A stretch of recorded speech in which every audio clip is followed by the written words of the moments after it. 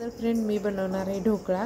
त्याच्यासाठी लागणार आहे 1 वाटी डाळीचं पीठ, त्याच्यामध्ये 1 चमचा दही आणि कोमट पाण्यामध्ये ते रात्रभर असं भिजत घालून ठेवून द्यायचं।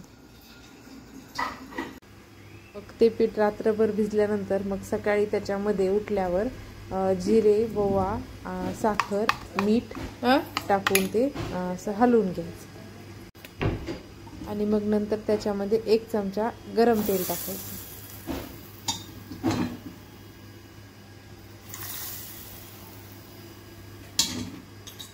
गॅसवर एक मोठ्या कढईमध्ये पाणी टाकून ते गरम व्हायला ठेवायचं। पाणी पिठामध्ये थोडा सोडा टाकून ते चांगलं पीठ फेटून घ्यायचं आणि ते फेटलेलं पीठ एका ताटामध्ये टाकून ते ताट कढईमध्ये ठेवून द्यायचं। ताटाला आतून थोडं तेल लावायचं पीठ टाकण्याच्या आधी आणि मग त्याच्यावर झाकून ठेवायचं। 20 मिनिट त्याला एकदम बारीक गॅसवर तसंच ठेवून द्यायचं। 20 मिनिटानंतर ते काढल्यानंतर ढोकळा, त्याच्यानंतर हिरवी मिरची, कोथिंबीर, कढीपत्ता, जिरे याची मस्त अशी फोडणी घालून द्यायची आणि मस्त असा ढोकळा तयार होऊन जाईल। लेला गरम गरम ढोकळा दह्यासोबत किंवा चिंचेच्या चटणीसोबत खाऊन घ्यायचा।